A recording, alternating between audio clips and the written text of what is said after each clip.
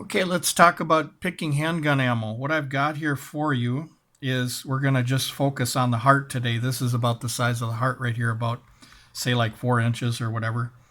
And this is our kill zone. And what we have here is we have shot groups. This is one shot group here of a particular ammo. This is a shot group of a particular ammo. And this is a shot group of a particular ammo.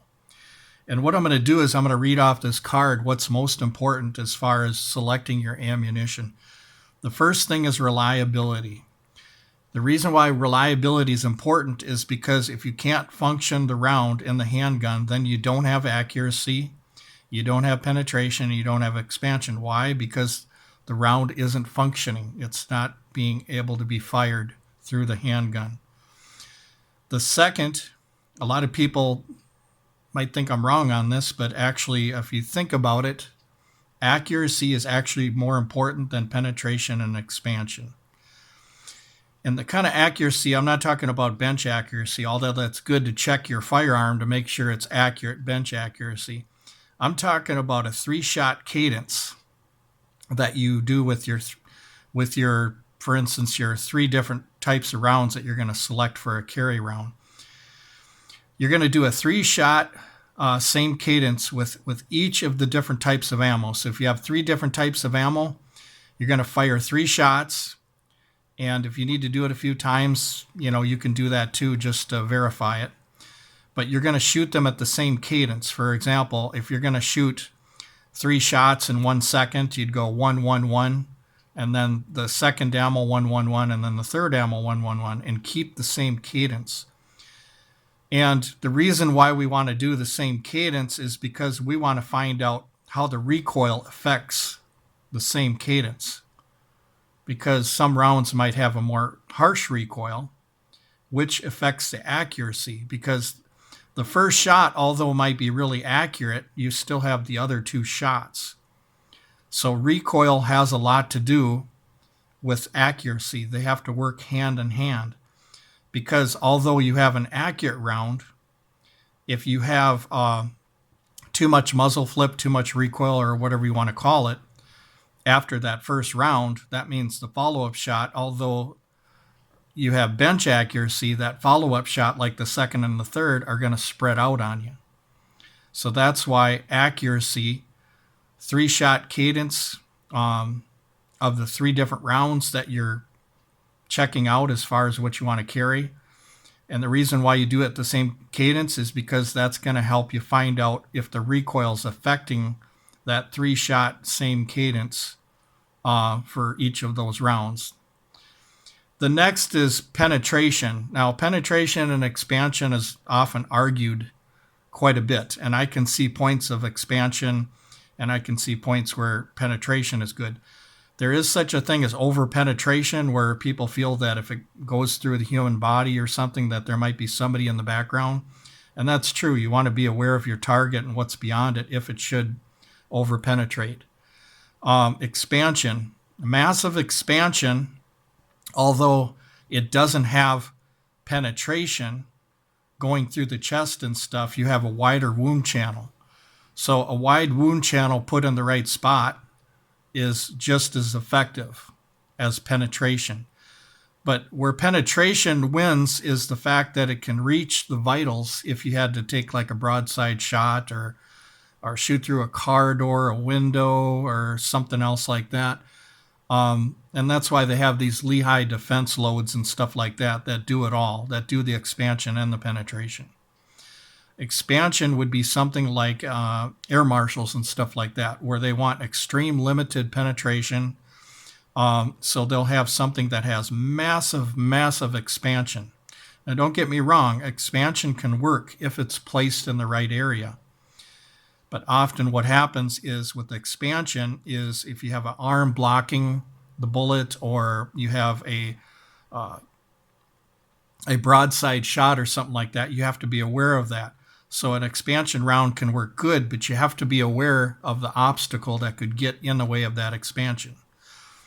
Okay, so penetration and expansion, I'll let you guys, figure out what you want more, depending on your circumstances and your situation and what you're up against. It depends. on what the purpose of your carry is and the environment that you work in.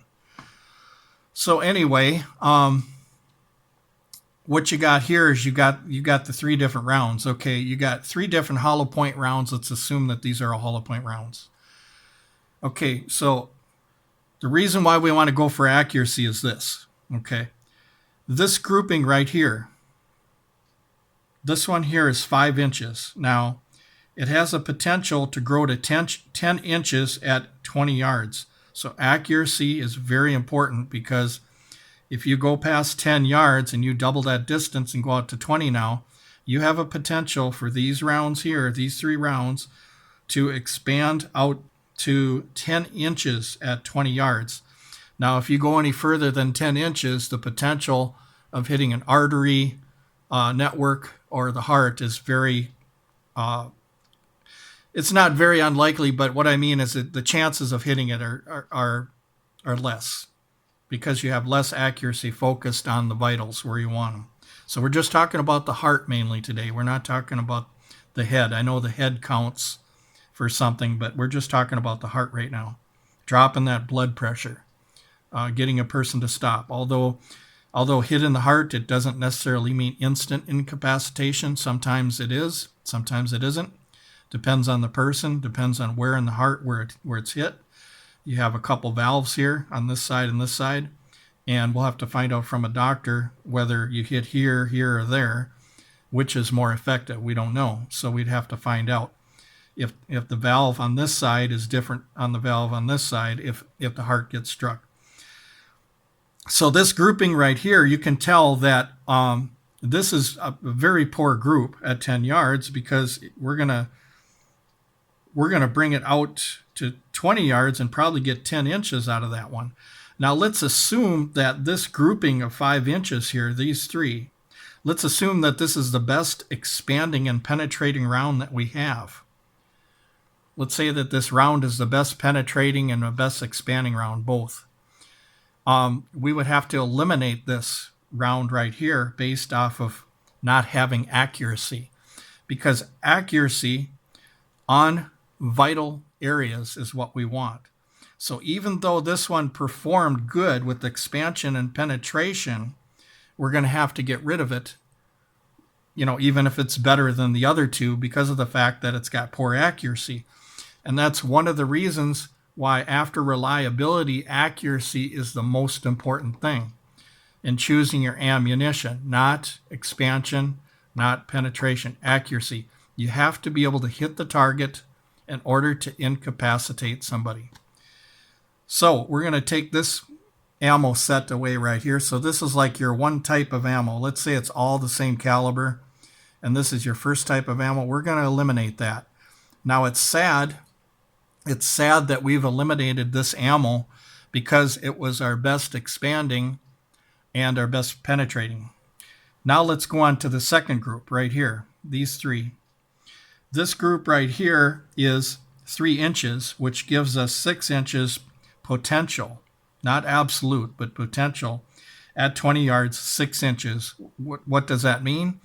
That means that if we have to shoot at 20 yards, the chances of hitting the heart are less likely, because we have a bigger group now when we're going out to 20 yards. Although it's good for 10 yards and like 7 yards, which is a common self-defense distance. Although these are all within combat accuracy, we still have to rule out the 2 different sets of ammo. Now, combat accuracy is hitting a vital zone. Precision accuracy is having a very, very tight group.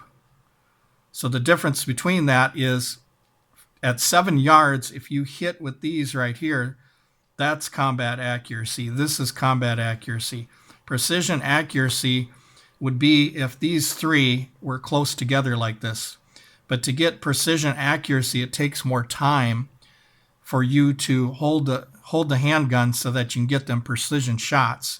Whereas if you fire faster, you might get a wider group, but you still have good combat accuracy that is on a lethal zone.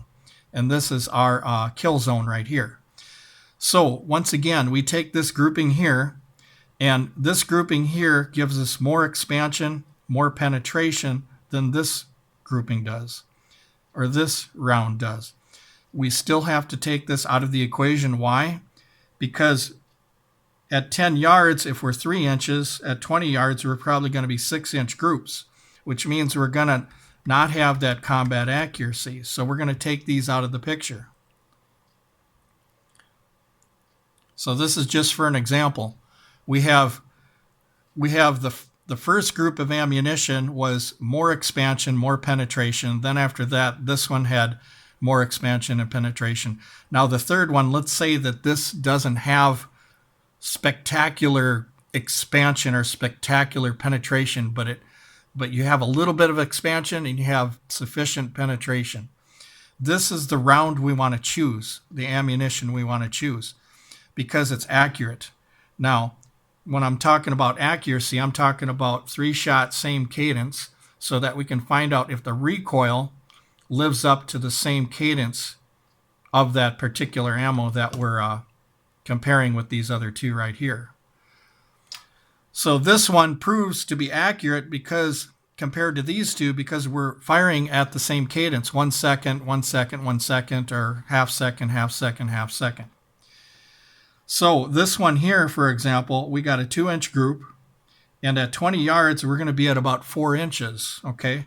We're going to be about 4 inches at 20 yards. Okay, we're still within the combat kill zone right there. We're still within combat accuracy at 20 yards. Now, 20 yards is still far beyond 7 yards or 10 yards that the average defense situation is among the private sector, or I should say private citizens. So this ammunition would be the one that we want to choose. Now, the reason I bring this up is because there's guys that do gel tests, okay? There's guys that do gel tests all the time. And what they do is they try to convince us that the most important part about a bullet is penetration and expansion first, and then accuracy. No, accuracy is number one first, because I want to know where my shots are going. I want to know that I'm hitting a vital zone, because even if I didn't have expansion, okay, if I just had a full metal jacket and they all hit this, but all of these right here had massive expansion and penetration but didn't have this, I would choose the full metal jacket, because I know that them bullets are going to go in the lethal zone that can drop that blood pressure. It makes no sense to try and drop blood pressure in the heart or the artery network, which is outside here. It makes no sense if the penetration and the expansion can't go to work because you don't hit the vital zone. So therefore, the most important thing above penetration and expansion is accuracy, okay? Now, a lot of people talk about penetration, and the thing they have to understand is penetration through say, like car doors. That's more popular among law enforcement because they go to car doors. They do traffic stops. They chase cars and they shoot into cars. You as a private citizen, very rarely are you going to be shooting into a car, or less likely to be shooting into a car, because you're going to be taking cover and you don't necessarily have to be out in the middle of the street shooting rounds through a car door. Now, I can see where gang members are shooting it out with each other. That makes sense. You know, you're going to need penetration, but I'm talking about a private citizen. I'm not talking about law enforcement. I'm not talking about gang members. Them are completely different roles. Them are completely different situations that they go through compared to the private sector, the private citizen, the decent law-abiding citizen that doesn't want to be a gang member, that doesn't want to start gunfights and be out in the middle of the street and just shoot at anybody just for no reason at all. But if somebody should shoot at you from a car driving by, okay, which is extremely rare, like I said, most gang members shoot at each other, but if something should happen, then obviously I can see where you're going to need that penetration to get through that car door. So, and the other thing I was talking to you about before, the reason why penetration is just a little bit over expansion is because of the fact that you still have to reach them vitals. You still have to reach them vitals. For example, if you have expansion and you have a broadside shot or an arm gets in the way or something like that, heavy clothing or something happens, you have to still reach the vitals. Now, I know that you can still hit the heart with massive expansion, with just only a few inches. I know that. But you have to take into consideration, you have to make sure that you place some shots much better. Because if you put expansion in the wrong place, the blood pressure can't drop. Whereas penetration, broadside, if it goes through the rib cage on one side and goes all the way to the heart, you can drop that blood pressure still. Even though you're not having a massive wound in the heart, you're still dropping the blood pressure. It's still, blood pressure drop is still taking place, meaning that that person isn't going to be able to move as fast, even though they're not instantaneous, even though they're not instantly incapacitated, which might be the situation. When they start running and doing something, their blood pressure is on the drop. It's starting to drop. It's continuously dropping and dropping.